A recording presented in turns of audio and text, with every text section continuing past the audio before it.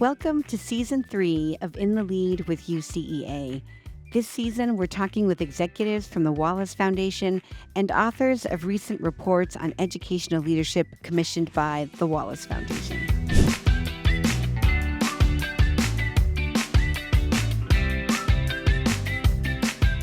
Mark Anthony Gooden is the Christian Johnson Endeavor Professor of Educational Leadership at Teachers College, Columbia University. Mark was a secondary mathematics teacher and has spent 22 years in higher education. He is also a UCEA past president and winner of the UCEA Master Professor and Scribner Mentoring Awards. His research focused broadly on culturally responsive school leadership, with specific interests in anti-racist leadership, the principalship, urban educational leadership, and legal issues in education. Mark is the lead author of the report, A Culturally Responsive School Leadership Approach to Developing Equity-Centered Principles, Considerations for Principal Pipelines. This report is sponsored by the Wallace Foundation. What are the key domains for supporting culturally responsive leadership? And what are the implications for leadership preparation as a key component of leadership pipelines? Listen here to find out. Mark, it is so good to see you. Welcome and thank you for being here. Thank you for having me. It's so good to have you here, and we're going to try to talk about a lot in just a little bit, so let's go for it. Oh, If you could talk to us sort of about the genesis of the report, the why of it. Why do you think it's important, and why do you think particularly now? yeah, thank you. So now is, I think, a really great time to really delve into culturally responsive school leadership. I would say the genesis of the report really started with that article, which came out in the Review of Educational Research in December of 2016. Of course, my co-authors being Muhammad Khalifa and James Earl Davis.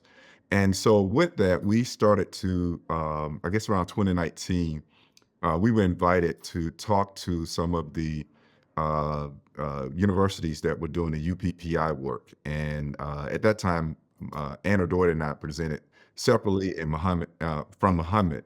But right after that, shortly after that, Muhammad and I were invited to Wallace, um, just to have a conversation about how Wallace could start to think about equity and really consider infusing it into some of its work.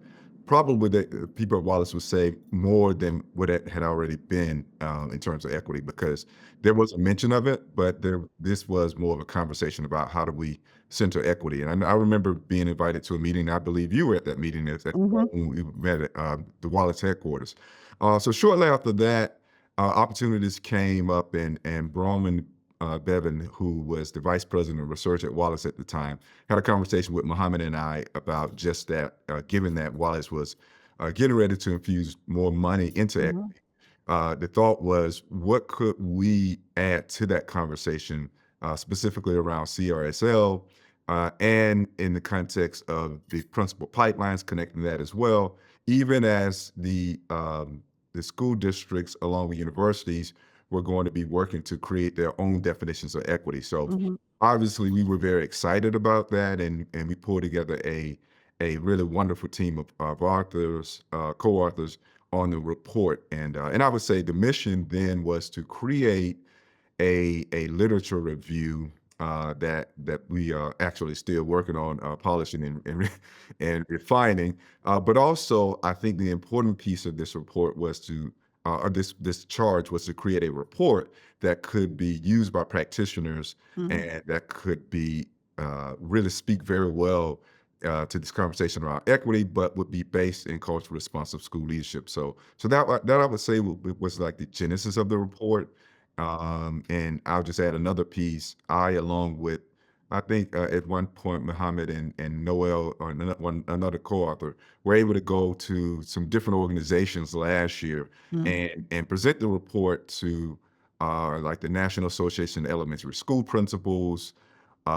We did AASA, which many folks on the call will know is the Organization of Superintendents, but also Learning Forward, AACTE, just so that we could really get it out there and present it to let folks know that the report was coming out in July of 2023.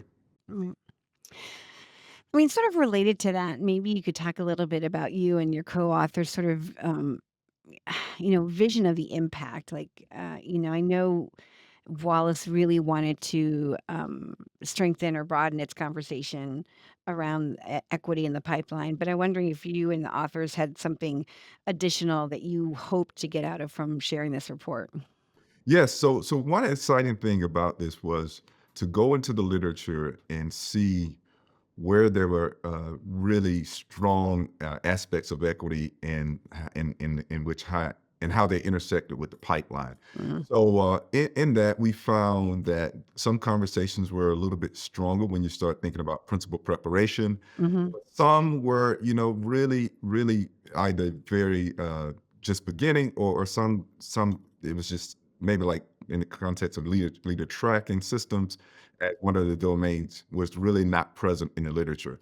And in that case, we went back and forth with Brahman and talked through this, and she was really wonderful in helping us think through some of the things. But ultimately, we had this goal of finding it, looking for it in the literature, and if we found it, certainly did an analysis of it and brought it into the report. However, if it wasn't in the literature, there was this thing that we would do called theorizing forward. How would Mm-hmm. we like to inform the literature if it's thinking about leader tracking systems or say principal supervision, which I think again is a very, very important piece when we start thinking about this conversation around equity and how we infuse it in the pipelines. I mean, just think about it. If a principal supervisor had an equity-centered focus, and I know we'll talk a little bit more about the domains in a moment, I would hope.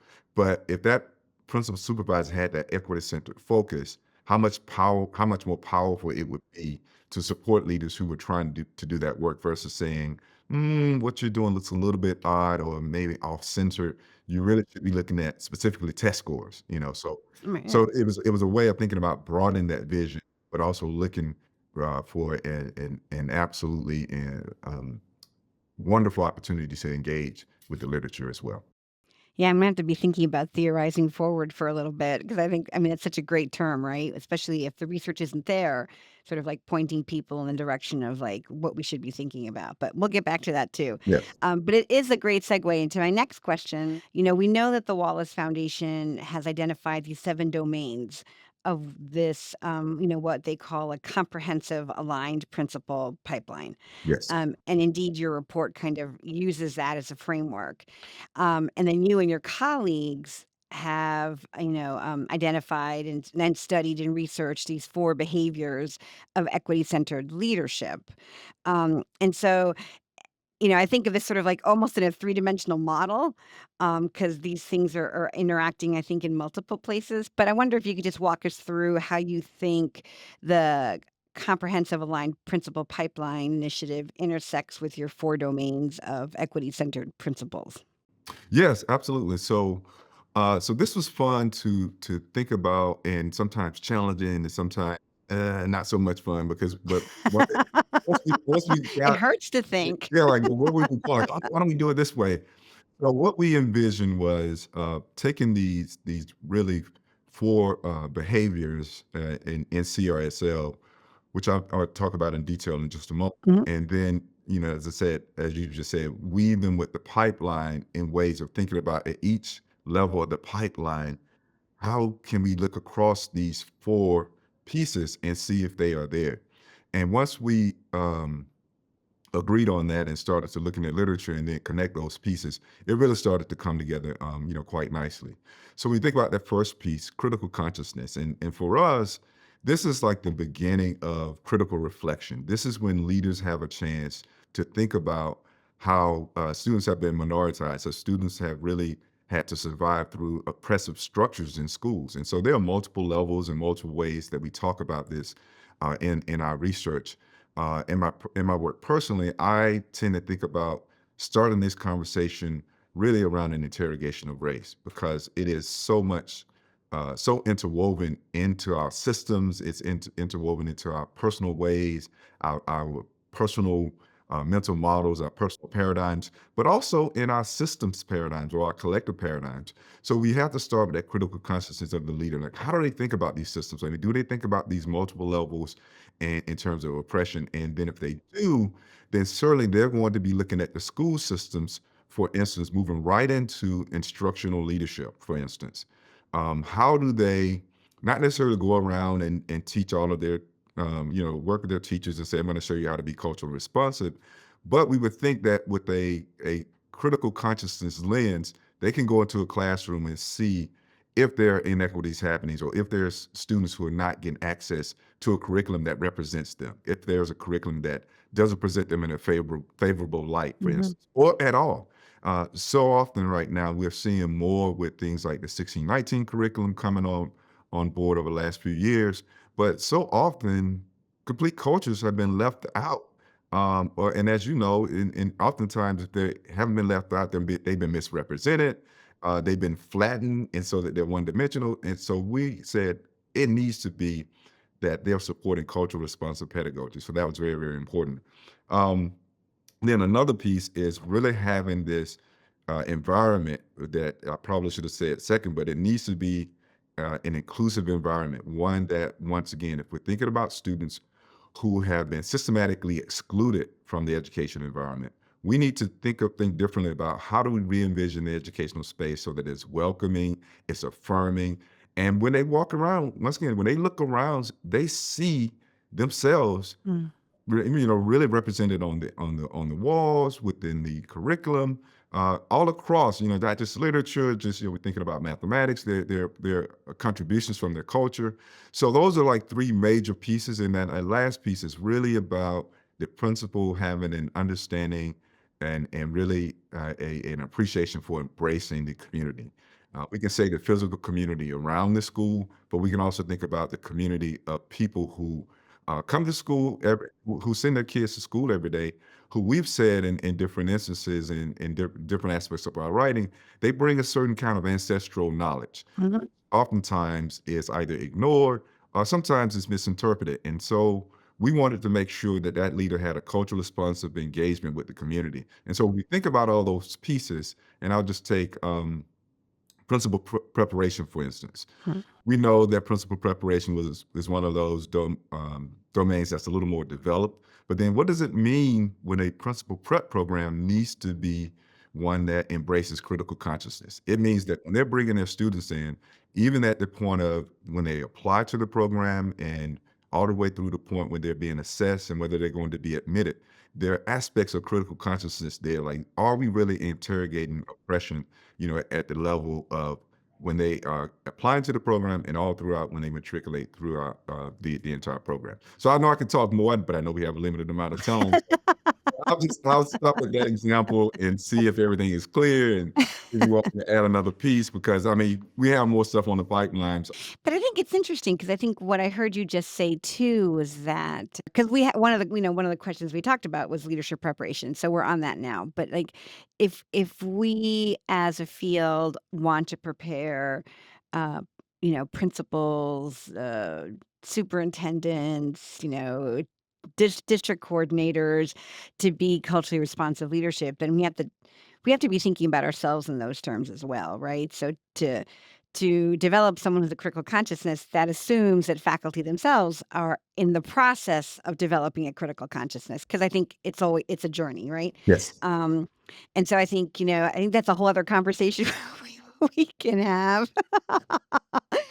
Yes, we can, but I'm happy to say, there's precedent for this, right? You and I both know we were part of that leaders supporting diverse learners, right? Right, And that was really interesting 3-year project. right. It was really interesting Mm, standing in front of our colleagues and talking to them about becoming more engaging in critical racial reflections, mm, becoming more understanding around how you had these issues that you did not see around your own racial consciousness, right. right? Blind sides, if you will, if I can quote that famous book. And for the most part, it was well received, and but there was one or two cases, and I Mhm. won't mention colleagues' names, but there also, like, how dare you ask me that kind of I mean, it ended well. We had a conversation after, but it was like they were placing the point of being a student, and that I think they were probably, um, I'm hoping to have become better teachers Right. because it doesn't feel good when we ask our students to do this, and so we we tend to say, I tend to say personally, we just did an exercise in class last night. I asked my students to do racial reflections. I asked them to do it in multiple stages. I asked them to do racial identity statements, which we can talk about the details of that.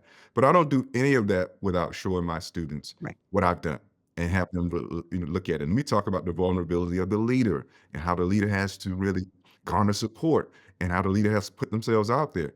So it's all very important, but it's really important for us as faculty to stumble through this, if you will. And I think the students are very forgiving, and they're really proud of us when we say we're co-learning with you, right? We Right. don't have the answers, and it really goes a long way because we're trying to figure out some really thorny problems that have been with us for a very long time. Yeah.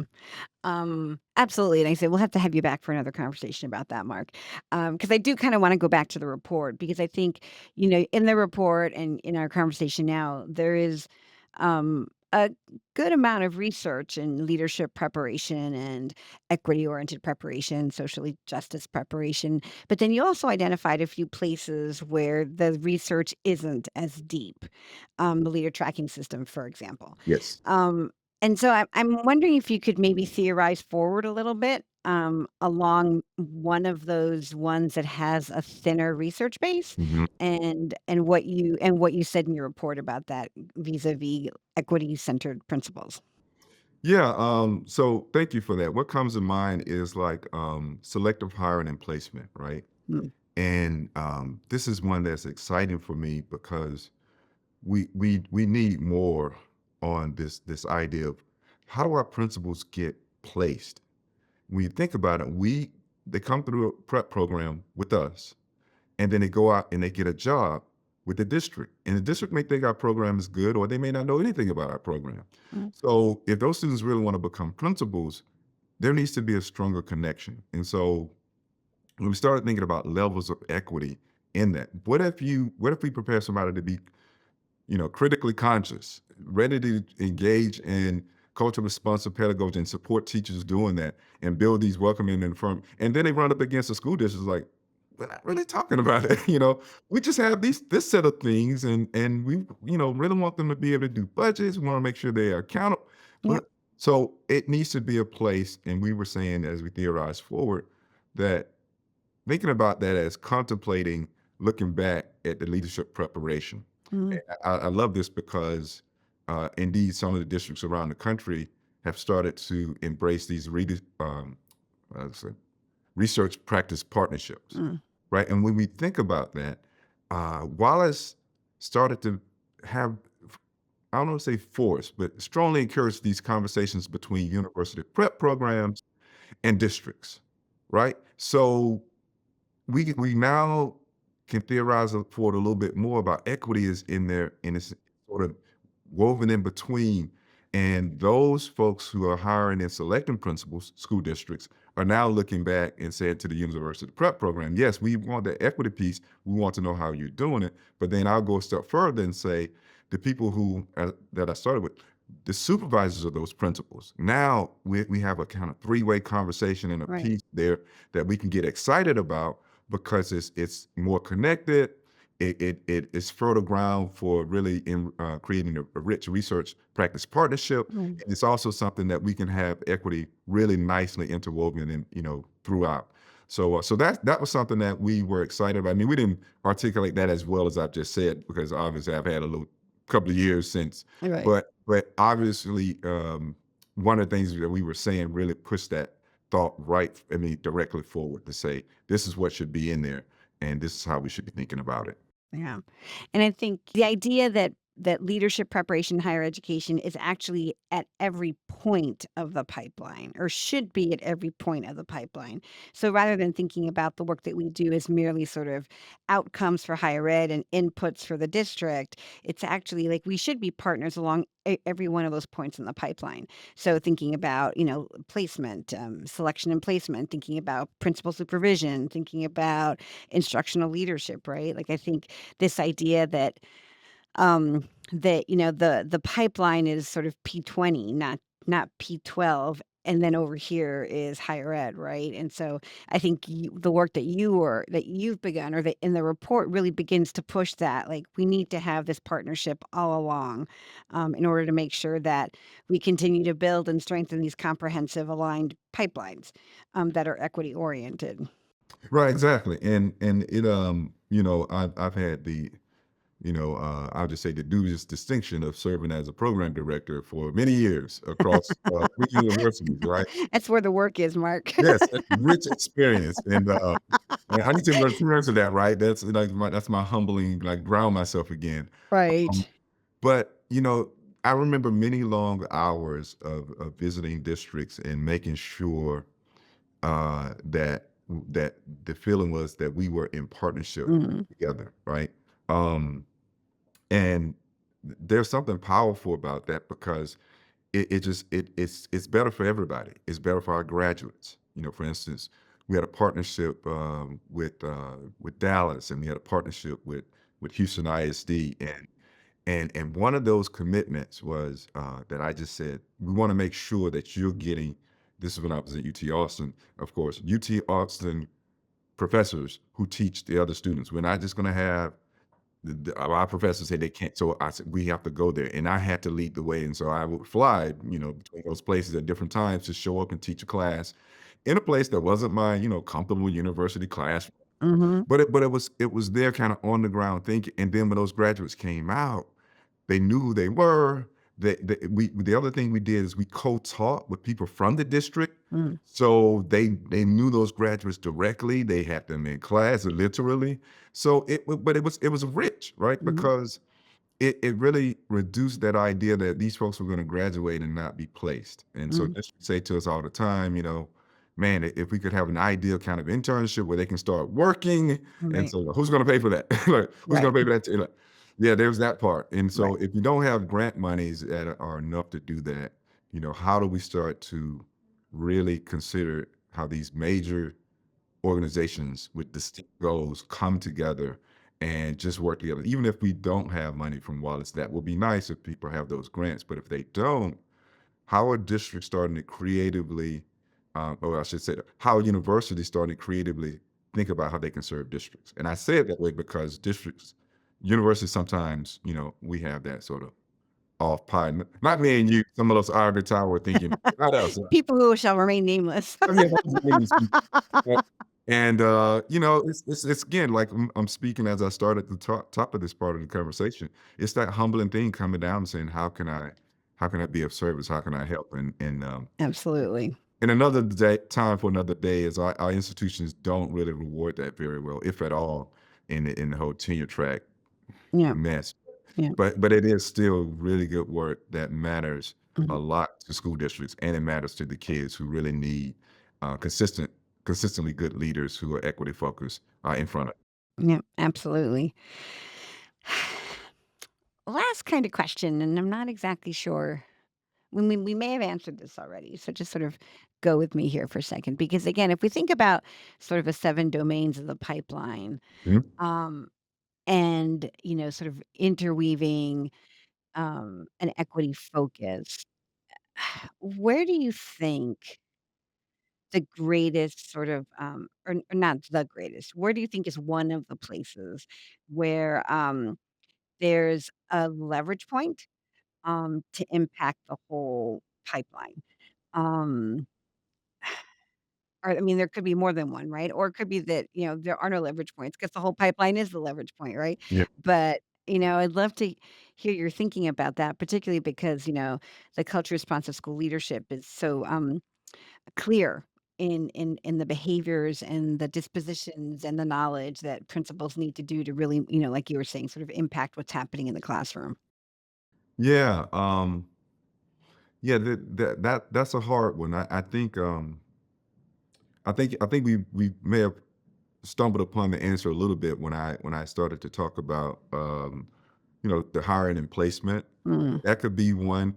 Um, I lean a little bit more toward, high quality pre-service principal preparation just because of my background, experience, and research. right. But I try to challenge myself to think about the importance of the other pieces. Mm, And the thing about the pipeline thinking is, they're all so tightly connected. I mean, the one we did not talk about um, is leader standards, Mhm. right?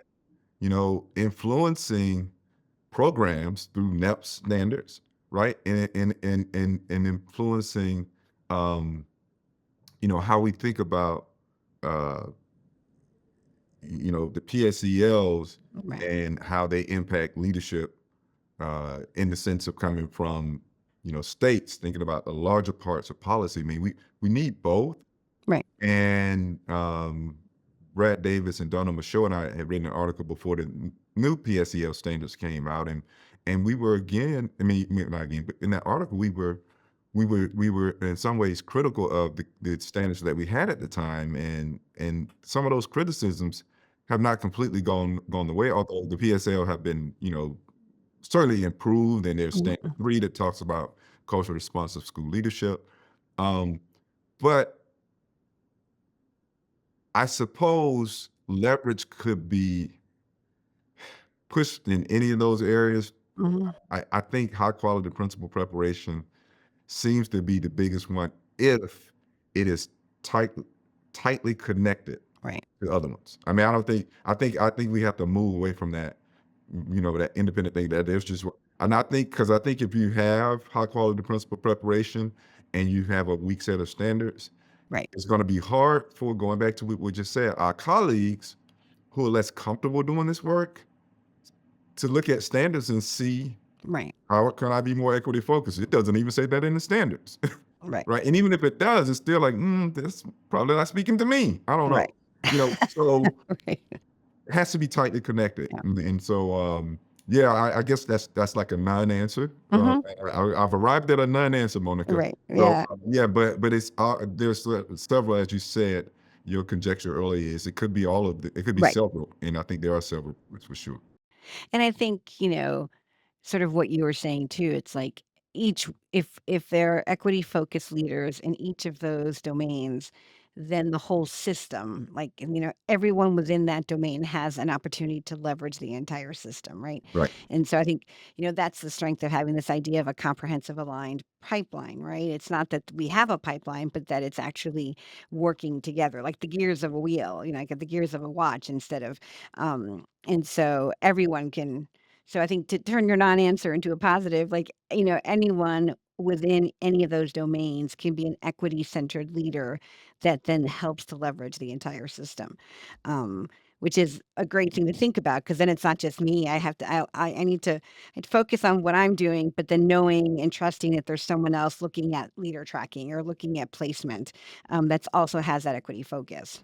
Right, exactly. And I think that ultimately, I remember, and people have asked these questions sometimes in class, and sometimes, well, okay, if you work on these four behaviors, or you work on, these four aspects of CRSL that you say are so important, um, does that mean you're not talking about things like teaming? And it's just like, absolutely not. We know that leaders are going to be called to develop their skills at building teams. But one of the things that we also know is that leader needs to have um, a strong sense of self-awareness. Mhm. And so when you think about critical consciousness, it's a part of that, right? Right. And things I've done with students in the past include like a Myers-Briggs type indicator, form 2, where they're actually not just the 4-letter type, but there are also 20 additional facets that talk about leadership, which is why I've used that version. And it's the same thing with this work. I mean, they're gonna have to deal with conflict resolution. But if Mhm. you think you haven't had conflict resolution, walk in and start talking about equity. Say we're gonna be race. Wow, you're gonna get if you don't know about conflict resolution, it will come. It will Right. you will definitely see what it means to be in conflict with people Yeah. who are very much uncomfortable with you coming in and saying that at all. Right. Yeah. And I think that's why it's so important to, again, a different conversation, but sort of, the support that principals get, in their preparation, yes, and the knowledge of the standards, yes. But then once they get into the system as formal leaders, like the need to consistently support their equity focus, at the district level becomes huge, right? Because if not, they'll eventually just say, you know what, we just need to get these buses running on time. Not that buses running on time is not important. Right. Exactly. Exactly. And once again, when we look at all of the traditionally thought of things that we have to do, um, it doesn't mean that inequities are not there. It means that we haven't had a critical consciousness.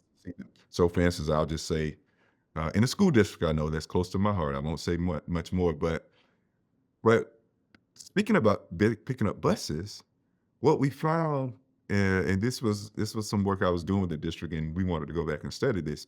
But in one particular part of town, the bus drivers were like routinely late, Mm, right? And this happened to be a high percentage of Latinx kids in that part of town. right, And it was this question of, well, why are they always late? What's happening? Because it wasn't happening on the other side of town, right. which was predominantly white. But we hear these stories and say, like, this is a logistical thing. It should not. Mm, And obviously, when we asked the question, it was sort of like, oh, nobody else had ever challenged us on that. And then, it's sort of like, are you saying we are racist or doing something? Well, there's something wrong here. What's happening? And I'm just so I'm just helping you develop critical consciousness. right, like, so it's just like, we're just raising the question. And Right. I think that what happens is we too often, hear that second question, we just said we're gonna back off and say, "No, we're going to really dive deeply into this, and we're gonna figure out why, and if there is no reason, concrete for why this is happening, or if there is, we're not going to have these kids who are used to facing inequities. You show up, you're just catching the bus and you get to school, and then there are other issues. We're Right. not going to do that to our kids. We're not going to do that to any kids, and certainly not those who have been traditionally, historically minoritized, because they're going to be sensitive to that. And their parents might be sensitive to that. And we're going to have to answer that. And we should be ready to do so. Right. That is a perfect exclamation point to our conversation, Mark. So I think I'm going to leave it there. You've also given me a couple of things to think about and ways we can have you come back and talk to us about other things that are important to the work that we're trying to get done here. But thank you so very, very much. I really appreciate it. I really enjoyed the report. It will be, obviously as part of, it'll be connected to this podcast when it gets up on our website. So I really hope and encourage folks to take a good look at it. Thanks, Mark. Thank you.